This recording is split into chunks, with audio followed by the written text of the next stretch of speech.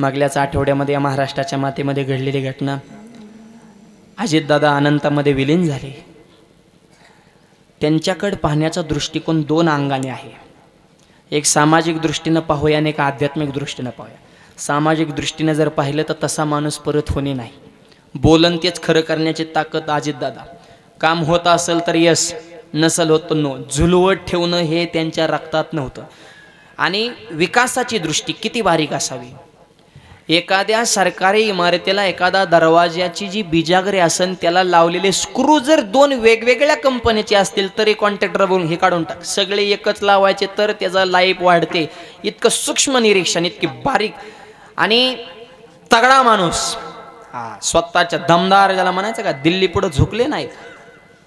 जिथं असेल तिथं आपले विचार ठामपणे मांडले.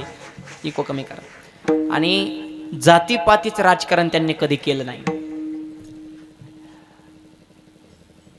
गेले दिगंबर ईश्वर विभूती, राहिल्या त्या कीर्ती जगा माझी. आणि आपल्या पश्चिम महाराष्ट्राचं तर खऱ्या अर्थाने फार मोठं नुकसान आहे.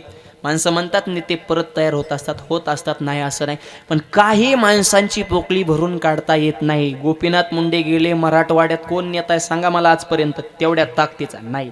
परंपरेची माणसं त्यांच्या पुढे आहेत, पण ते वजन नाही, तो दरारा नाही बायबाप. तसं दादा म्हणजे दादाच होते. म्हणून महाराष्ट्र म्हणतो की महाराष्ट्राचा दादाही गेला आणि महाराष्ट्राचा दरारा सुद्धा गेला. असं वजनदार व्यक्तिमत्व होतं. सगळ्या वारकरी संप्रदायाच्या वतीनं दादांना आणि त्यांच्यासोबत बाकीचे जे 4 व्यक्ती होते त्यांना सुद्धा भावपूर्ण श्रद्धांजली. हे त्यांच्याकडे पाहण्याचा झाला सामाजिक दृष्टिकोन. आता आध्यात्मिक दृष्टिकोन असा आहे. काय कमी होतं मला सांगा बरं.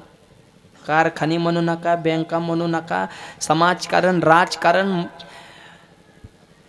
40 वर्ष जवळपास आमदार, महाराष्ट्राचे DCM, एवढी पावर असून सुद्धा क्षण चुकवता आला का? मग आम्हाला आजचं हे दुसरं चरण खरं वाटतं की देह हे काळाचे, धन कुबेराचे. धनाच्या बाबतीत बी हात नाही आणि देह सुद्धा तगडा उमेदवार. पण एकदा वरून दुरी तुटले, विषय संपला. मेरू पर्वत इतकं सोनं जरी आम्हाला दान दिलं म्हणलं माझ्या आयुष्याचा एक क्षण वाढवा, नाही वाढवता येत. तुम्ही सगळ्या श्रीमंत कोणी सांगा, तुमचा सध्या श्वास चालू ही तुमची सगळ्यात मोठी श्रीमंती बघा. माय ह्याच्यापेक्षा काय श्रीमंती असावी. तुम्ही श्वास सोडताय आणि सोडलेला परत घेताय. मी सध्या बोलतो ही माझी खरी श्रीमंती. मी मेलो, विषय संपला. कोण कोणाचं आहे.